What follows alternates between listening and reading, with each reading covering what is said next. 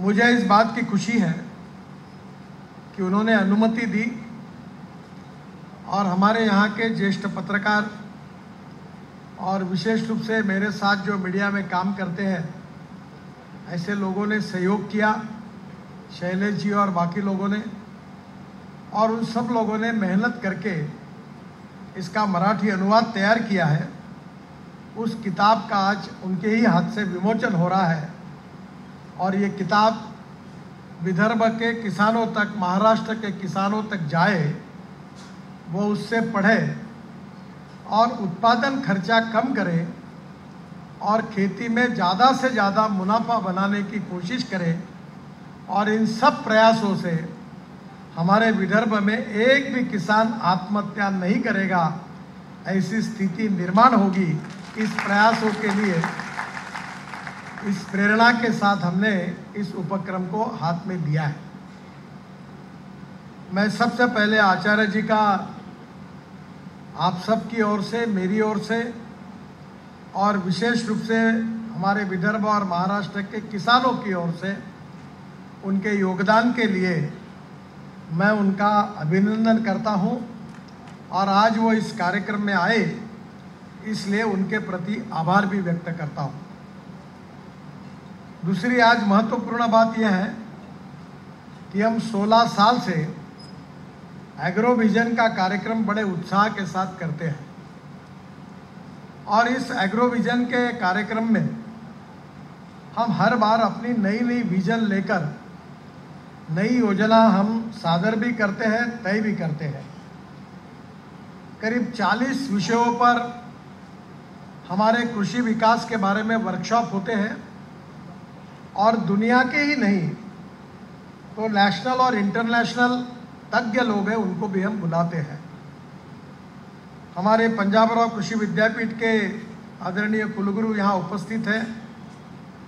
विशेष रूप से प्राकृतिक खेती की जो यूनिवर्सिटी है उसके भी कुलगुरु उपस्थित है और वेटरनरी यूनिवर्सिटी के भी कुलगुरु वो भी यहाँ उपस्थित है। डॉक्टर शरद गड़ाक, डॉक्टर नितिन पाटिल और डॉक्टर सीके तिमड़िया जी, और इनका सबका मार्गदर्शन हमको मिलेगा। डायरेक्टर साहब भी उपस्थित है। सरकार के डिपार्टमेंट के साथ और यशस्वी किसानों के साथ ये उपक्रम बड़े प्रमाण पर यशस्वी हुआ है। मैं तो ये कहूँगा कि बाकी लोगों की बात तो छोड़ दीजिए, मुझे इसका फायदा हुआ, ऐसे हजारों किसानों को फायदा हुआ।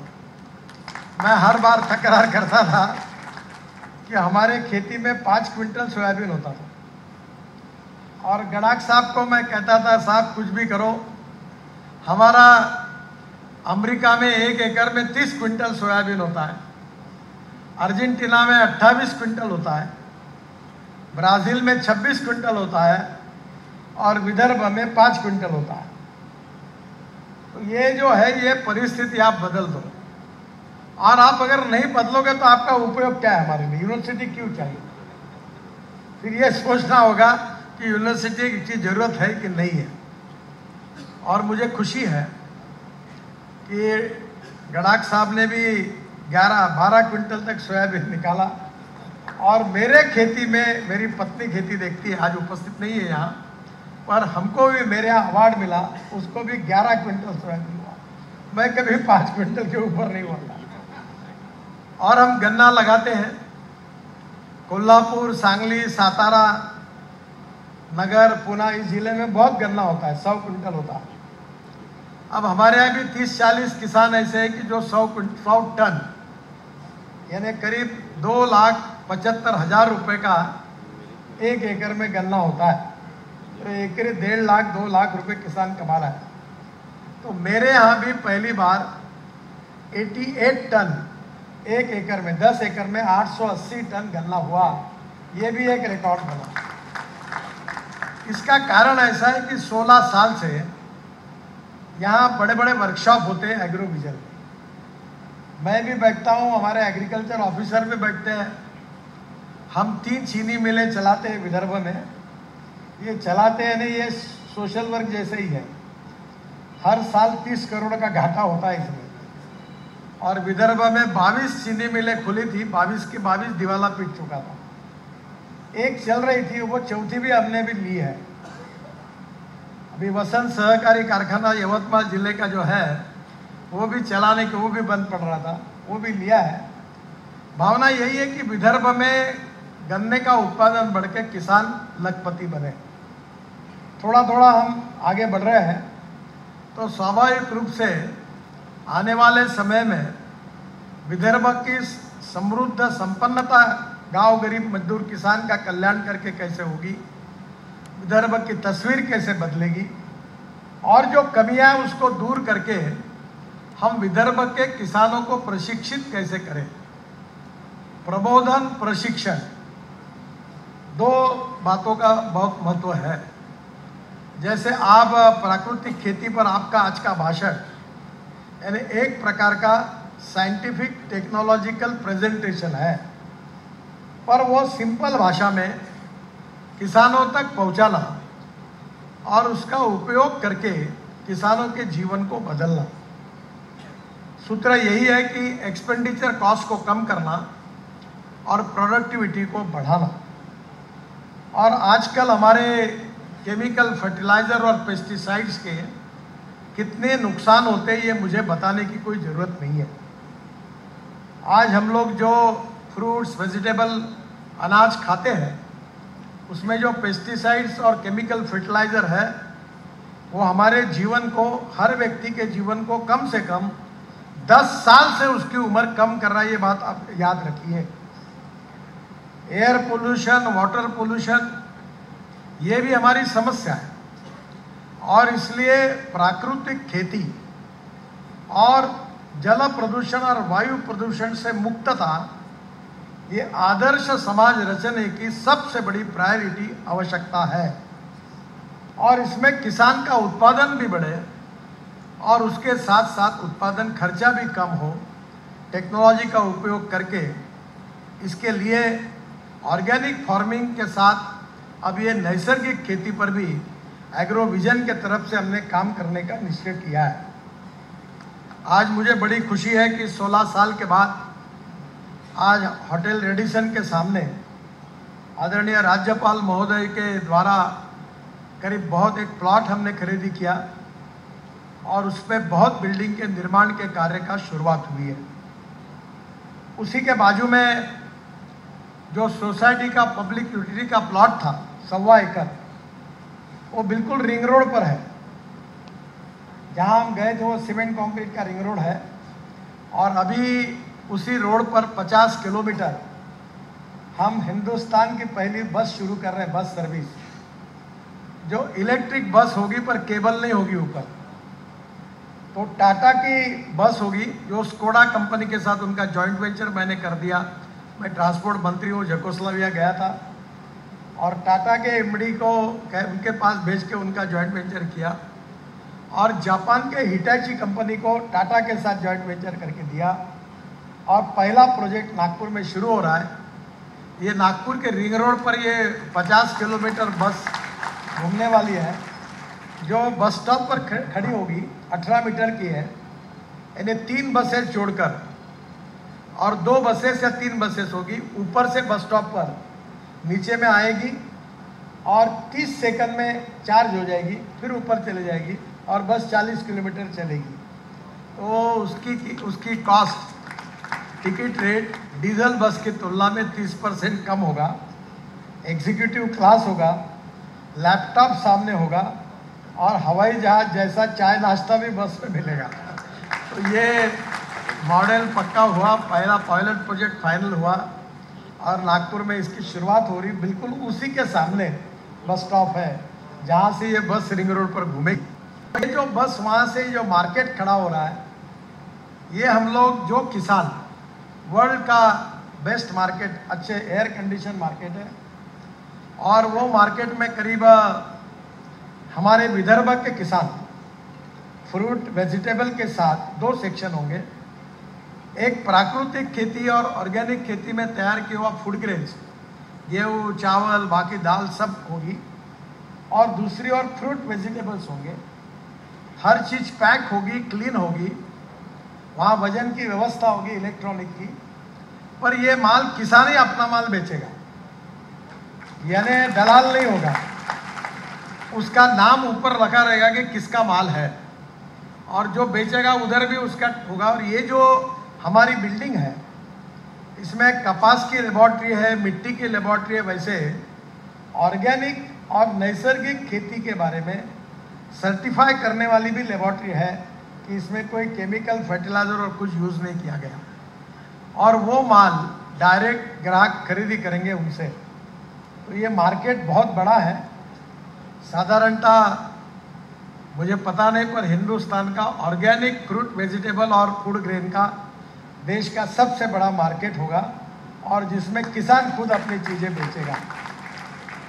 और वहीं से वो बस में बैठकर हमारे पंजाबराव कृषि विद्यापीठ के तरफ से, उन्हीं की जगह पर वही मालक है, हम केवल फैसिलिटेटर है।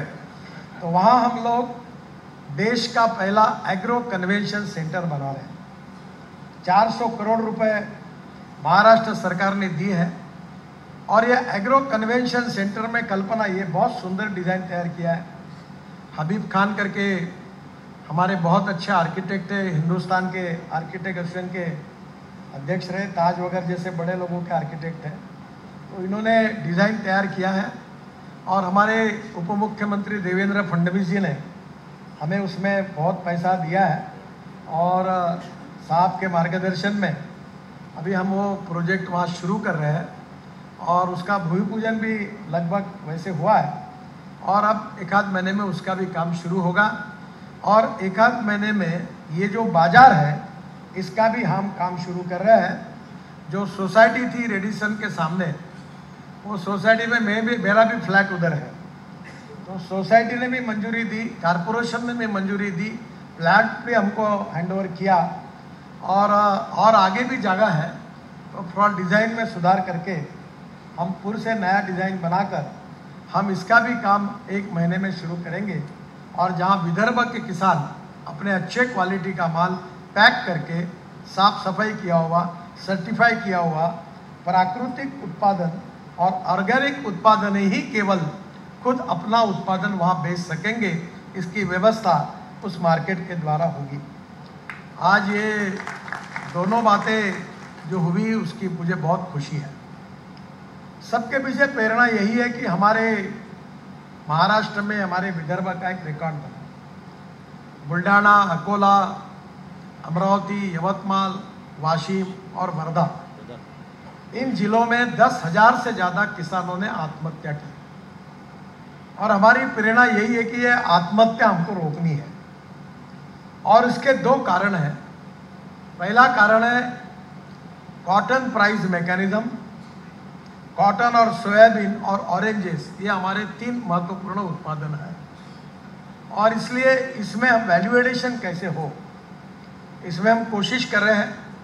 और उसमें से कपास का उत्पादन बढ़ाने के लिए बहुत प्रयोग हुए, पीकेबी भी कर रही है, किसान भी कर रहे हैं। पर हमारा टारगेट है कि 1 एकड़ में किसी भी स्थिति में 15 क्विंटल से ज़्यादा कपास होना चाहिए। 1 एकड़ में किसी भी स्थिति में 15 क्विंटल से ज़्यादा सोयाबीन होना चाहिए। और इसीलिए आज मुझे इस बात की खुशी है कि हमने देश में diversification of agriculture towards energy and power, इसके तरफ किया। आज मैं जिस गाड़ी में आया हूँ, मैं हर बार बात करता था एग्रो विजन में कि ये देश का किसान अन्नदाता नहीं, ऊर्जादाता नहीं, ईंधन दाता नहीं, तो अभी किसान अन्नदाता भी बन गया, ऑलरेडी था, ईंधन दाता भी बन गया, पावर भी तैयार कर रहा है। 80 मेगावाट हम ही पावर तैयार करते बायोमास से। फिर अब पावर के साथ ईंधन दाता भी बना, इथेनॉल शुरू हुआ। और आज देश में ये जो परिणाम इतना अच्छा निकला कि मक्के का भाव 1200 रुपये क्विंटल था। कल मुझे 2 दिन पहले दिल्ली में बिहार से किसान आए थे धन्यवाद देने के लिए। अब मक्के का भाव 2600 रुपये क्विंटल हुआ, और इसका कारण, मक्के का कारण ये भाव इसलिए बढ़ा क्योंकि मक्के से इथेनॉल बन रहा है। ब्रोकन राइस से इथेनॉल बन रहा है। और इतना ही नहीं तो आदरणीय आचार्य जी जिस राज्य से आते हैं, हरियाणा से, वहाँ हमने इंडियन ऑयल को पीछे लगकर मैंने एक बहुत बड़ा प्रोजेक्ट लगाने में यशस्वी हुए, प्रोडक्शन शुरू हुआ है।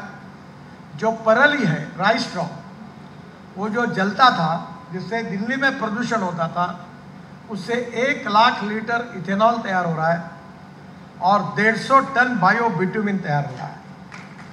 अब उससे हम रोड बनाने वाले हैं। हमारे देश में 80 लाख टन बिटुमिन लगता है, अब 90 लाख टन लग रहा है और हमारी रिफाइनरी की क्षमता केवल 40 लाख टन है और 50 लाख टन इंपोर्ट होता है। और मैंने ट्रांसपोर्ट मंत्री होने के नाते ये निर्णय किया है कि अब देश के लिए लगने वाला बिटुमिन इंपोर्ट नहीं होगा, तो 10 साल के बाद 10 साल में हमारे देश का किसान, इस देश को जितना डांबर लगेगा वो हमारे देश का किसान तैयार करेगा।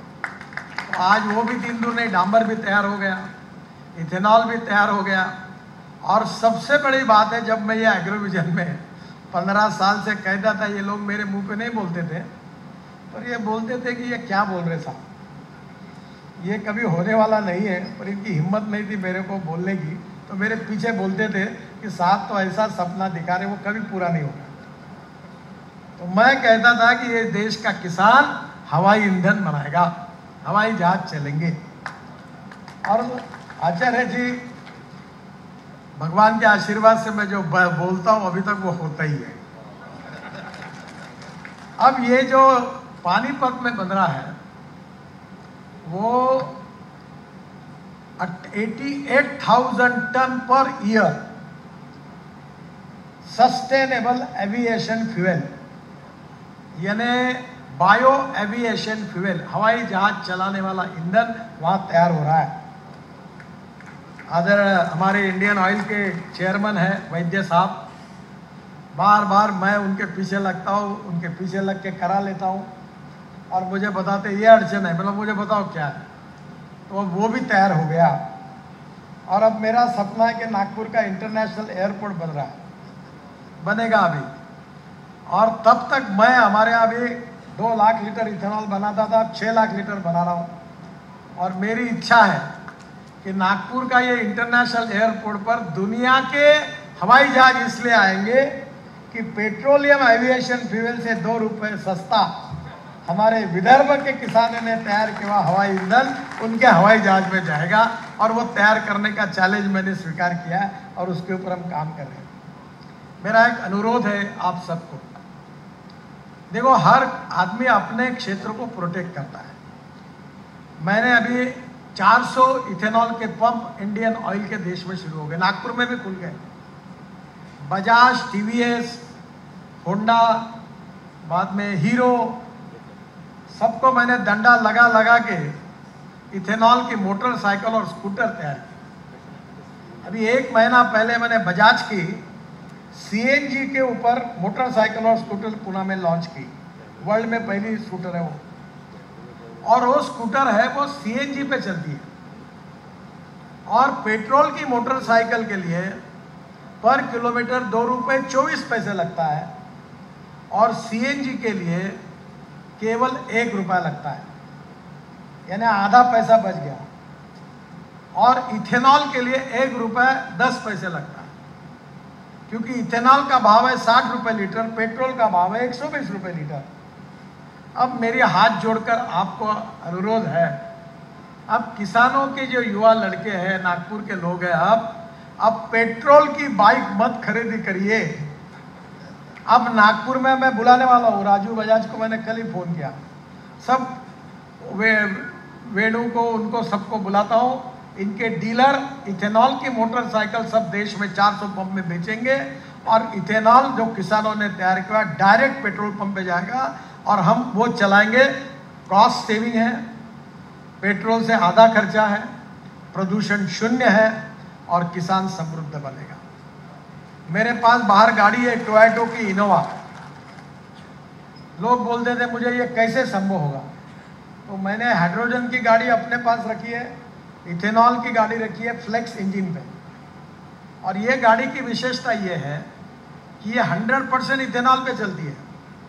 और कल मैंने पहली बार मेरे गाड़ी में नागपुर के इंडियन ऑयल के पंप से इथेनॉल खरीदी करके डाला है। अब ये जो गाड़ी है ये 60% बिजली तैयार करती है और 40% इथेनॉल पे चलती है। अगर इसका हिसाब करेंगे तो पेट्रोल के हिसाब में तुलना करेंगे तो 25 रुपये लीटर पेट्रोल का भाव होता है, 25 रुपये लीटर। हमें किसी पर एहसान नहीं करना है, तुम्हारे पैसे बच रहे, प्रदूषण भी नहीं हो रहा है। अब टाटा, सुजुकी और अपनी टोयोटो तीनों फ्लेक्स इंजन बना रहे हैं। अब वो बेचारे मेरे से डरते रहते क्योंकि मैं डंडा लेके पीछे पड़ता हूँ उनको कि हुआ क्या नहीं हुआ, कब होगा। अभी ये गाड़ी आने के लिए थोड़ा टाइम है। ये आचार्य जी जो गाड़ी है मेरी, ये वर्ल्ड की पहली गाड़ी है इनोवा कि जो इमिशन 6, जो इमिशन नॉर्म्स है यूरो 6 के, उसको कंप्लाई करने वाली वर्ल्ड की पहली गाड़ी है। और मैं अब किसानों को कहता हूं कि गेहूं, चावल, गन्ना, मक्का और सब्जियां लगा के आप बड़े धनवान लोग नहीं बन सकते। अब किसान, हाइड्रोजन बनाने वाला किसान हमको तैयार करना है, इथेनॉल बनाने वाला करना है। मेरे पास हाइड्रोजन की गाड़ी है, मर्सिडीज जैसी अच्छी है। मैं अनेक लोग, शायद साहब ने भी देखी है, मैंने छोड़ा था आपको गाड़ी में। और वह हाइड्रोजन ये फ्यूचरिस्टिक फ्यूल है। और जो हमारा बायोमास है, कॉटन स्ट्रॉ, विच स्ट्रॉ, राइस स्ट्रॉ, बगास, इससे हम हाइड्रोजन बना सकते हैं। अब मैं 2 प्रोजेक्ट तो मैं खुद ही डाल रहा हूँ, इसलिए आप चिंता मत करिए, महीने भर में हमारा पूरा होगा। ये राइस स्ट्रॉ से भंडारा जिले में हमने ये CNG बनाने का 5 टन का प्रोजेक्ट डाला है। और देश में 400 प्रोजेक्ट आ रहे हैं, मैं उस एसोसिएशन का अध्यक्ष हूँ। और पंजाब, हरियाणा में और वेस्टर्न यूपी में अभी 40 प्रोजेक्ट शुरू हो गए हैं। मेरा खुद का ट्रैक्टर CNG पर है। सबसे बुरा पेट्रोल डीजल, फिर उसके बाद सबसे अच्छा इथेनॉल, CNG, LNG और हाइड्रोजन, और नहीं तो इलेक्ट्रिक। और ये मैं इसका अथॉरिटी क्योंकि इन सब का मंत्री मैं हूँ, तो मैं हवा की बात नहीं कर रहा हूँ। तो अब आने वाले मैंने जैसा संकल्प किया है कि मैं पेट्रोल डीजल के गाड़ी में नहीं बैठूंगा, तो आप भी करिए। आम के आम, गुठली के दाम, किसान का भी भला हो जाएगा। अब धीरे धीरे पेट्रोल डीजल की गाड़ी नहीं खरीदेंगे। हम ट्रक भी ला रहे हैं इलेक्ट्रिक का, ट्रैक्टर भी ला रहे हैं। आपने मेरे सोशल मीडिया में देखा होगा कि इलेक्ट्रिक ट्रैक्टर, वो भी दिन दूर नहीं। और मैंने ट्रैक्टर कंपनियों को बुलाया और मैंने कहा ये यूरो 6 की फाइल पर मैंने जो इमिशन नॉर्म्स है वो कंप्लाई करो, ऑर्डर निकालता हूँ। अरे रुको साहब, बोले इससे 1 लाख रुपए कीमत बढ़ेगी। बोले कुछ भी करो, हमको बचाओ। सब महिंद्रा से लेकर सब आए थे। मैंने बोला एक ही कंडीशन है, मैं तुमको बचाता हूँ पर मेरी कंडीशन मान्य करनी होगी। बोले क्या है कंडीशन? मैंने बोला फ्लेक्स इंजन जब पेट्रोल का बनता है, इथेनॉल का बन सकता है, तो तुम्हारा डीजल का इंजन फ्लेक्स इंजन क्यों नहीं बन सकता? तो पहली बात, इथेनॉल पर चलने वाला ट्रैक्टर तैयार करो, CNG पर चलने वाला ट्रैक्टर तैयार करो, LNG पर तैयार करने वाला ट्रैक्टर करो और इलेक्ट्रिक पर करो। तो अब उन्होंने CNG का ट्रैक्टर लॉन्च किया है। तो 1 लाख रुपए साल की बचत है क्या ट्रैक्टर चलाने वाली, डीजल की तुलना में। और अब इलेक्ट्रिक का भी आ रहा है, और इसके साथ साथ फ्लेक्स इंजन की भी कोशिश शुरू है। तो किसानों का एक ट्रैक्टर के पीछे 1 लाख रुपए बचेगा और लॉजिस्टिक कॉस्ट कम होगी। तो मुझे खुशी है कि इन सब बातों को किसानों तक पहुंचाने के लिए उनका प्रशिक्षण करना पड़ेगा। हमारे यहाँ सीड और प्लांट दोनों में अच्छी नर्सरी चाहिए। पंजाब राव कृषि विद्यापीठ काम कर रहा है, हमारा साइट्रस इंस्टीट्यूट है, रिसर्च इंस्टीट्यूट है। हमारे यहाँ नासिक में सह्याद्री सोसाइटी ने, वहाँ जो शिंदे, उन्होंने स्पेन से कलम लाई अंगूर की, ग्रेप की, और उसकी कलम तैयार करके 1500 करोड़ रुपए के अंगूर एक्सपोर्ट किए। क्या हमारे संतरे में हम ये नहीं कर सकते?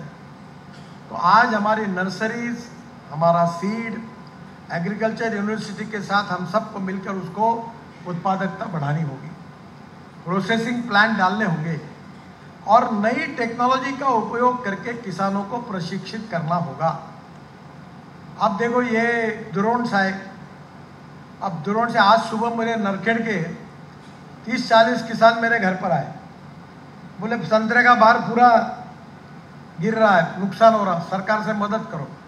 मैंने बोला आप एक काम करो, हमारा जो बालों से एमिनो एसिड बनता है वो मार के देखो, वहाँ से फिर नया बार आएगा और जो झलक रहा है वो झटकेगा भाई नहीं। कहीं ना कहीं ऑर्गेनिक जो चीज़ें हैं, प्राकृतिक खेती का जो प्रोत्साहन है, उसके आधार पर डिसीजेस को हम कम कर सकते हैं, उत्पादक तो बढ़ा सकते हैं और जो क्वालिटी प्रोडक्ट तैयार होंगे उसकी मार्केट में किसान को अच्छी प्राइस मिल सकती है।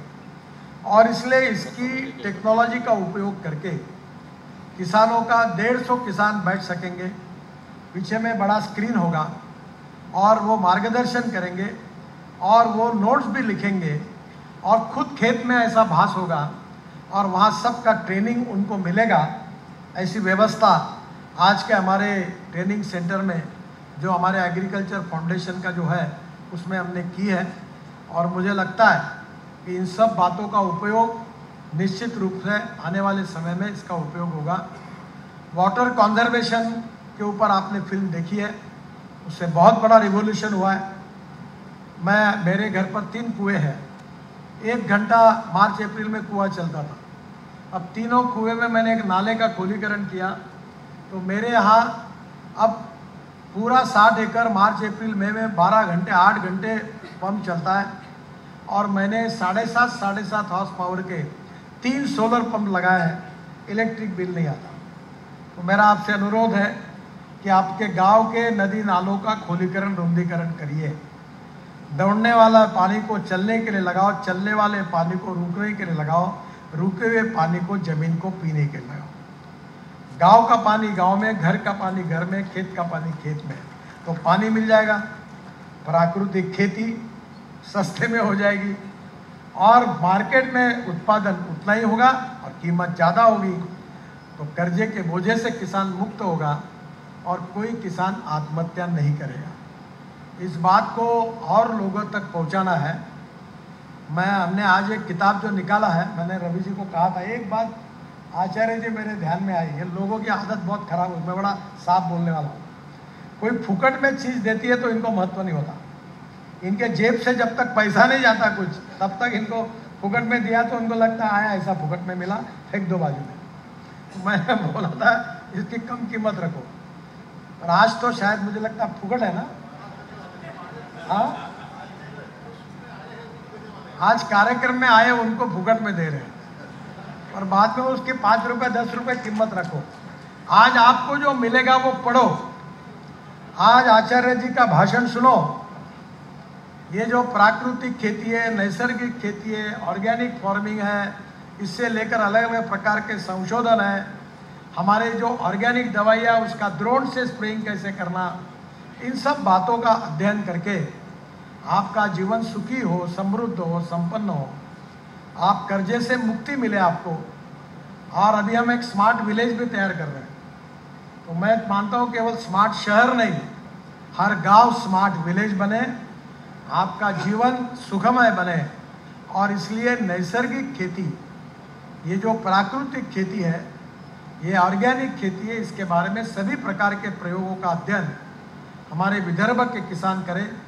और आने वाले एग्रो विजन में हम इसके ऊपर बहुत बड़ा वर्कशॉप रखेंगे और ये जो नया सेंटर हम बना रहे हैं, यहाँ भी इसका ट्रेनिंग रखेंगे, एक्सपर्ट को बुलाएंगे, आपको ट्रेन करेंगे और विदर्भ में कपास हो, सोयाबीन हो, संतरा हो, गन्ना हो, फल फूल जो उत्पादन हो, इसमें सब में हम आगे कैसे जाए, इस प्रकार का एक अच्छा मार्गदर्शन आपको उपलब्ध कराने की कोशिश हम करेंगे। आप धीरे धीरे एग्रोविजन फाउंडेशन के आप मेंबर भी बन जाइए, आप इस सब कार्यक्रम में शरीक होइए। पहले जब कार्यक्रम होता था तो पहले 1-2 इसमें हम राजनीतिक नेता है ना, तो हमको भाड़ोतरी लाने के लोगों की बहुत आदत है, बसेस लगाओ, खाना खिलाओ, सबको लाओ, जैसे दामाद है हमारे सब लोग, और फिर वो आके बैठते, कोई उठते, कोई चले जाते। तो 2 साल के बाद मैंने कहा एक को भी फुकट में नहीं लाना, कोई फुकट में नहीं लाना, अपने खर्चे से आएगा, खर्चे से जाएगा। हाँ, सब्सिडाइज उसको खाना दो, 2 रुपए में खाना दो, पैसे दो, ताकि उसको फुकट में चीज़ देंगे तो नहीं, तो आपको प्रशिक्षण मिलेगा, खाना मिलेगा, तुम्हारे ऊपर 200 रुपये खर्चा करेंगे पर 25 रुपये जरूर लेंगे। जिसको फुकट में चाहिए वो मत आइए, वो पैसा उतना देना पड़ेगा। नहीं तो अनुभव ये है कि फुकट में मिली हुई चीज़ों का महत्व नहीं होता। और दूसरी और सबसे अच्छी बात है, मदर डेयरी की शुरुआत हो गई, 5 लाख लीटर दूध हो गया पूरा, 450 करोड़ का प्लांट मंजूर हो गया कैबिनेट से 170 करोड़ रुपए मंजूर हो गए। मदर डेयरी अब पशु खाद्य तैयार कर रहा है। संतरा बर्फी नागपुर में बन रही, बूटीपुरी में बड़ा जगह मिल गई उनको।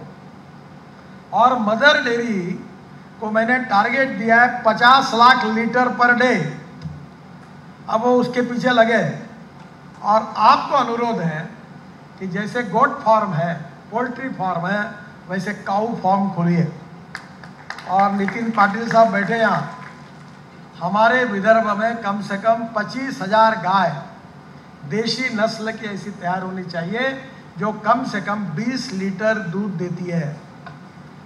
एम्ब्रियो ट्रांसफर, हमारे यहाँ जो बुल है जिसकी माँ का दूध 60 लीटर है, उसका सीमेंस लाकर हमारे 2 लीटर के गाय को देकर महाराष्ट्र सरकार भी मदद कर रही है। हमें एक बड़े प्रमाण पर दूध के क्षेत्र में एक परिवर्तन करना है। दूसरा, फिशरीज में भी हमने कार्यक्रम लिया है। अकोला मूर्तिजापुर में जो सॉल्ट वाटर है उसमें खारे पानी के झींगे और स्वीट वाटर में गोड़ा पाण्याचे झींगे। और ये अभी वीसी साहब बता रहे थे कि जो तालाब हमने फुकट में बना के दिए, 8 लाख रुपए की मच्छी बेची इन्होंने वहाँ। यानी पानी तो मिला, और अब हमने इतना पानी मिला है कि अब वो आजू बाजू के किसानों को 4,000 रुपये एकड़ से पानी भी दे रहे हैं। तो मेरा आपसे अनुरोध है कि इन सब यशस्वी प्रयोगों का अनुकरण अपने गांव में कैसे हो, हमारे विकास में इसका उपयोग कैसा हो, इसके लिए आप लोग जरूर आगे आइए। बाकी सभी बातों पर हम काम कर रहे हैं, आज उस सब की चर्चा करने की आवश्यकता नहीं है। मैं विशेष रूप से इस सब कामों में हमारे पंजाबराव देशमुख कृषि विद्यापीठ को, उनके सभी प्रोफेसर्स, मार्गदर्शक हमको मदद करते हैं। सब लोग वेटरनरी यूनिवर्सिटी के भी लोग मदद करते हैं। और आज मुझे नया परिचय हुआ कि प्राकृतिक खेती की भी यूनिवर्सिटी बनी है, उसके भी वाइस चांसलर है। अब ये तीसरा मार्गदर्शन हमारे लिए इस खेती के लिए जो एक्सपर्ट है वो आदरणीय वीसी साहब, वो भी हमारे यहाँ भेजेंगे उन्हें उनके यूनिवर्सिटी से।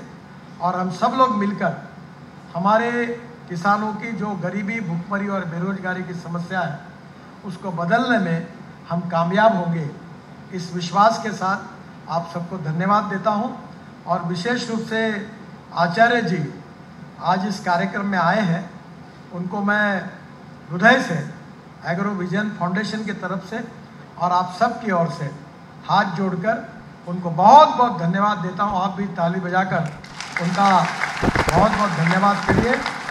और उनकी प्रेरणा से और उनके आशीर्वाद से नैसर्गिक खेती, ये जो प्राकृतिक खेती की जो शुरुआत आज हम कर रहे हैं, जो किताब आप सबको मिल रहा है, इसको आप पढ़िए।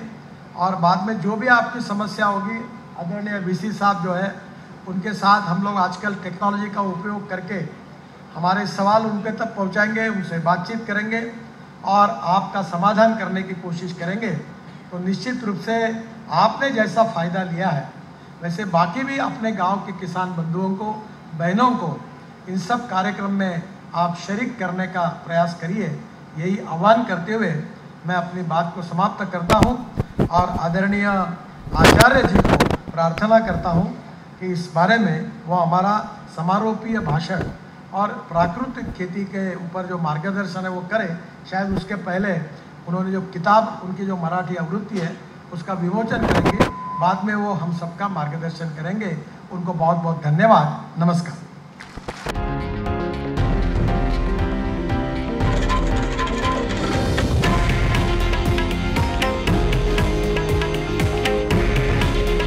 हे आहे देशातील नंबर 1 न्यूज नेटवर्क आणि आपण पाहत आहात TV9 मराठी.